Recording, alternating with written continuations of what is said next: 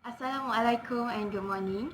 My name is Suhaila binti Hairul Rashidi with metric number A173499, and for this video is actually for my fourth assignment for Malaysia's economy. And in this video I will talk about my first assignment, second assignment and my third assignment. So we're gonna start with my first assignment. Akan mulakan dengan assignment pertama, iaitu saya akan bincangkan tentang perubahan struktur ekonomi Malaysia yang berfokuskan kepada keluaran dalam negara kasar. Dan daripada assignment pertama, sebenarnya saya dapat lihat bahawa KDNK Malaysia sentiasa meningkat setiap tahun dari tahun 1947 sehinggalah sekarang, dengan bertambahannya penduduk Malaysia dan juga KDNK. Jadi KDNK per capita juga akan meningkat. Dan selain daripada itu, dapat dilihat bahawa dalam sektor perkhidmatan adalah sebenarnya sektor yang paling banyak menyumbang kepada keluaran dalam negara kasar. Dan dapat dilihat pada tahun 1971, sektor perkhidmatan adalah sebanyak 45% dan ianya meningkat ke 56% pada tahun 2018. Jadi iaitu lebih daripada setengah keluaran dalam negara kasar Malaysia, dan diikuti oleh sektor kedua iaitu pembuatan dan pembinaan iaitu 27% dan juga sektor utama 17% iaitu pertanian dan juga perlombongan. Dan selain daripada itu, KDNK dalam sektor pertanian dapat dilihat adanya turun dan naik. Dan yang paling tinggi adalah dicatatkan pada tahun 2017 iaitu hampir 120,000 dan KDNK daripada sektor pembuatan pula dapat dilihat ada peningkatan dan juga ada beberapa tahun yang menurun. Dan dapat dilihat sektor perkhidmatan pula adalah sentiasa meningkat setiap tahun dari tahun 1987 hinggalah 2018. Jadi bagi saya sektor perkhidmatan sebenarnya sangat membantu dalam meningkatkan KDNK Malaysia. Okay, sekarang saya akan bincangkan tentang populasi penduduk Malaysia. Dan melalui piramid didapati daripada Facebook Department of Statistics Malaysia, dan dapat dilihat bahawa jumlah penduduk Malaysia sentiasa meningkat setiap tahun, dan jumlah wanita sentiasa melebihi daripada jumlah lelaki. Dan melalui piramid juga dapat dilihat bahawa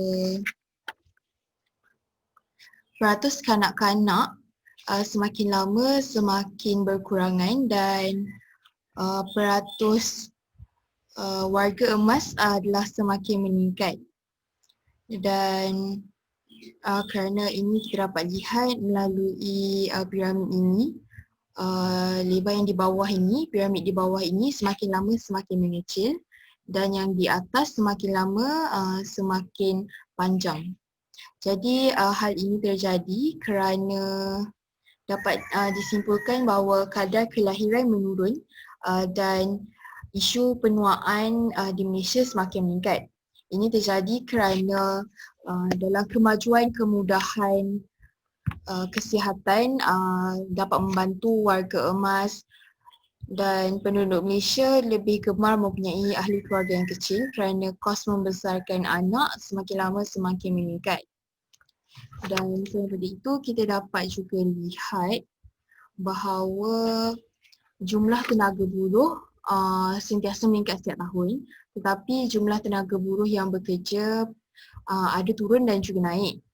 Dan melalui data daripada DOSM, kadar penyertaan tenaga buruh adalah paling rendah pada tahun 2008 iaitu sebanyak 62.6%. Jadi yang tahun selebihnya semuanya adalah penyertaan mereka adalah lebih daripada 62.6% penduduk. Dan selain pada itu, kadar pengangguran yang paling tinggi dapat dikenal pasti adalah pada tahun 1986, iaitu sebanyak 7.4%.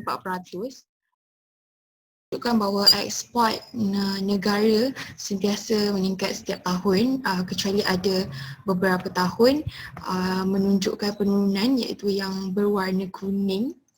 Dan import negara juga meningkat kecuali yang berwarna biru. Berwarna biru ini menunjukkan bahawa import Malaysia menurun daripada tahun sebelumnya. Dan yang warna merah ini pula menunjukkan bahawa terdapat imbangan perdagangan yang negatif.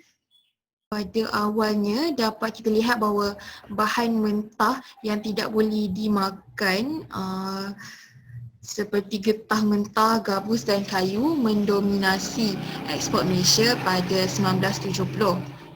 Dan tetapi dilihat perubahan yang ketara pada peningkatan ekspor jentera dan kelengkapan pengangkutan yang akhirnya menjadi dominasi untuk ekspor mengikut Seksyen SITC ini. Dapat kita lihat pada mulanya kita banyak mengimport barang daripada Jepun dan juga Jepun, Amerika Syarikat dan juga Singapura.